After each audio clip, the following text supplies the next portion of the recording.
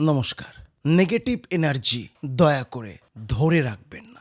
রাস্তা খারাপ থাকলে আপনি অনেক সময় নেতাদের গালাগালি দিয়ে থাকেন তো। আর এই পদ্ধতির মাধ্যমে আপনি নিজের নেগেটিভ এনার্জিকে খুব দ্রুত রিলিজ করেন। কিন্তু বেশিরভাগ সময় আপনি অন্যের অপমান, অন্যের অবহেলা, অন্যের বিশ্বাসঘাতকতা এগুলো সহ্য করতে না পেরে এইরূপ ভাবনা নিজের ভাবনা চিন্তায় সেভ করেন, পরে দেখে নেব। আর এই পদ্ধতির মাধ্যমে আপনি নেগেটিভ এনার্জিকে ধরে রাখছেন বা ডেভেলপ করছেন। আর এই নেগেটিভ এনার্জির জন্য আপনার রাগ বৃদ্ধি পাবে, আপনার ব্যক্তিগত সম্পর্কে তার প্রভাব পড়বে, আপনার প্রফেশনাল লাইফ হ্যাম্পার হবে। আর এই নেগেটিভ এনার্জিকে অতিরিক্ত পরিমাণে সময় দেওয়ার জন্য অনেকেই মানসিক ভারসাম্যহীন হয়ে গিয়েছে। আপনি কি হতে চান সেটা নিয়ে একটু ভাবুন। এটাও ভাবুন, ওই নেগেটিভ এনার্জিকে টাইম দেওয়ার পর কি কি নেগেটিভ এই বর্তমানে আপনার সাথে ঘটছে। আর এই বর্তমানের উপর ডিপেন্ডেবল ভবিষ্যৎ। বর্তমানে যদি অতিরিক্ত পরিমাণে নেগেটিভিটি চলতে থাকে আপনার ভাবনা চিন্তায়, ভবিষ্যৎটাও কিন্তু নেগেটিভ কারাগারে বন্দী হয়ে যেতে পারে।